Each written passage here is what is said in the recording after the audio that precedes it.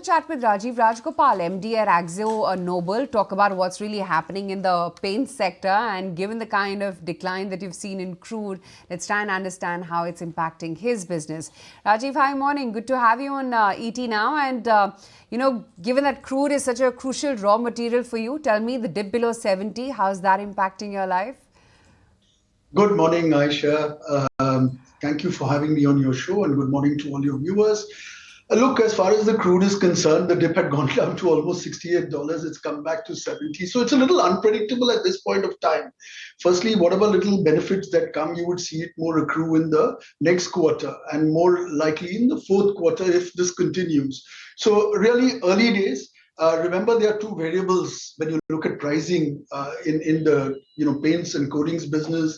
You've got crude and you've also got the forex. The forex has been relatively stable, right? So I think we've got to see how this navigates. For us, we've got a very clear focus strategy to deliver growth and be in the top two in the incremental growth. As you've seen in the quarter that went by, we are focused on that at this point of time, Aisha. And between all our verticals of paints and coatings, we are trying to make sure we do it. How are we going about it? You may have just read. We've just announced an addition of 5,000 ton capacity in our Gwalior for our powder business. That's one of our fast-growing business. And now with the capacity augmented at Gwalior, we should be able to serve our customers, particularly in the northern and eastern part of the country. And the team is doing a fabulous job. The same for our paints business, our marine and protective business. Our focus is really to drive the growth and be in the top two on growth. Hi, good morning. Nikunj also joining in. Hi, Nikunj. Good morning. There is early evidence of rural economy picking up. There is early evidence of consumption making a comeback. But there is very little convincing evidence in terms of where the paint industry is headed. I'm talking about the industry volume growth. Within that, Axo is doing fantastically well. So if all categories like two-wheelers are making a comeback, if rural housing is making a comeback, if FMCG is making a comeback, why is that not getting captured into the channel checks of the paint industry? Nikunj, I would think that even if you look at the current quarter, I think at this point of time, still early to say because we've had heavy rains and that sort of impacted August a bit and early September. But I still believe that other things being equal, we should still get to close to a double-digit growth in the paints business too. So for me, I think we are on track. The challenge between volume and value has been that one, we've had heavy price drops at the beginning of the year between December and Jan, almost about 4.5%. So while we've taken up some small price increases of about 1.5% recently, you're yet to see that completely flow into value.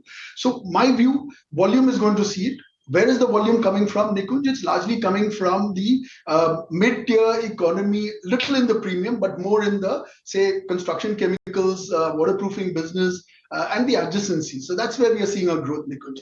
So I do believe that, look, in terms of growth, what you're seeing is that the incremental growth, the 10% growth of the industry has got a bit caved in with new players coming in because obviously they are also partaking into this growth. So that's a fact.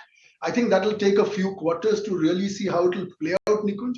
And my view is, we continue to remain focused on our offerings, our premium offerings in the market, which are fairly distinct. I talked about Dulux VT Eterna the last time, which is really for the discerning consumer. We've also launched Dulux, Weather Shield Dust Proof, which I believe is one of the best from an exterior coating point of view, paint point of view. So we continue on our innovation. We continue on our color expertise. We are going to be by end of the year launching our new color for the year, which is just got done globally. Right. So we continue focusing on our strengths, and I believe that we should still come good, Nikunj, if I've answered your question. Do you think this entire fear which shareholders or investors have in terms of where the paint sector is headed, is that real or is that temporary or transient because a new player has come in? Look, I think whenever a new player, and this also a sizable player with obviously, the repute that the new player has, comes in, people expect a lot of disruption if you go to different other categories. However, if you look at in paints, I believe that, look, it's not just adding distribution, it's also the brand strength, it's also the propositions that you offer, which takes a bit of time. So I don't want to jump into a shareholder, should be overtly concerned. I think, we've got to look at it by quarter. I would say what you see in the first 1 year will be quite representative as we start moving forward. And I personally believe that the stronger brands will survive, and that's been our quest. AkzoNobel has, in a sense, a differentiated approach. You spend a lot on R&D. You have paints which, in a sense, have a unique edge and a lot of promise and a good appeal. That's the way how you've done your premium positioning. Where is this premium positioning market headed? India is supposed to be a price-sensitive market. We always say that Sasta Sundar Tikau sells in India. So how does AkzoNobel benefit with its premium positioning? You spoke about dust resistance. There was a paint company which talked about bacteria resistance. There is a paint company which talks about guarantee of 3 years of monsoon. How is that premium edge of the market moving? Nikunj, I believe there are two distinct parts of growth in a country like ours. The first is the premium part. And, I watch your channel and you keep alluding to the K-shaped growth. And I think that's very true, because if you look at the top end, the consumption of the top end hasn't really changed even post-COVID or in the last years. I think here you've got a consumer who's willing to spend, you've got to have the right offering, and then, really look at saying what is the good quality product that I can buy, and what is the sort of appeal, and not too really concerned about things like price, etc. I believe that market is set to explode. If I look at researchers, I believe that the customer at the top end is almost, if I take a 5-year period, right, is going to virtually double.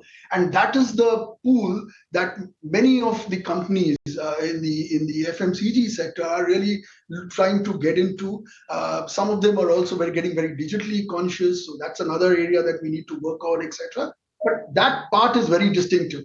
The second part that you talked about is a high volume growth, which comes from the mid-tier economy, which will also continue to grow. Yes, rural has seen some signs of growth, but too early to really announce a verdict. I believe the monsoons are still happening, and everything going well. This year, the monsoon has been good and uniform. I think you should start seeing it towards the next quarter, and you'd see real benefit accrue in the last quarter.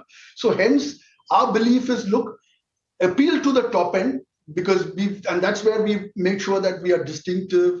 The international, the color expertise, innovation that we are doing is focused to the top end, and that's why our focus on making sure that we have a strong R&D pipeline and innovation pipeline continues to be there. The other segment where we've been relatively weak, we've got significantly lower shares in the mid-tier economy, is something we are conscious of, because we believe that, look, that to play in India, you've got to play across India. You cannot be only select. We've been historically a large town premium brand. I think over the years, what we have been trying to do slowly but gradually is to try and build a distinctive approach on our brands into the rural markets and have propositions with our there. While we've set the distribution agenda, I think what we need to do is to enhance our offering, make sure it's distinctive, and start winning in those markets. And that's what we are doing. Last quarter you also talked about as to how you are entering into construction chemicals. Tell me, is that a big diversification? And if so, how does it help you? So look, Aisha, it is very simple today. When you walk into a retailer wants the entire assortment of the products that he's going to serve. So our entry into construction chemicals is to make sure that we have the assortments. Otherwise, what tends to happen is obviously the retailer is forced to keep a competitor brand. So look, our focus continues to be on having the best product quality. So we are not in a speed to enter. What we've done is we've started creating these offerings, across some of these portfolios which are there. And what we want to do is to start testing waters by the last fiscal quarter, to try and make sure that in certain markets, we've got the right strategy, the products are working before we full-heartedly get into it. This has been our approach even in the waterproofing business. Our waterproofing business today, which is sizable, considering that we were almost, we entered into it only 2.5, 3 years in a meaningful manner, has done well. So what we want to do is to make sure that our offerings are right, make sure that the chemistry of the products are understood very well, and that's the endeavor that the team and I are trying to do, and then make sure the go-to-market is right, because that's distinctive. To just tell you, the construction chemicals today, if you look at a traditional paint outlet, only about 35-40% comes from the traditional paint. So that's a different go-to-market. It'll require sizable investments. So we want to make sure that we've got a product that is winning. We've understood the play well, and then we've got a right to win. And once these three are done, which is right now under progress, then we will participate wholeheartedly, Aisha. Okay, Rajiv, so good chatting with you. Thanks as always for taking the time out. Thank you. Okay, that's the word coming in from Akzo Nobel.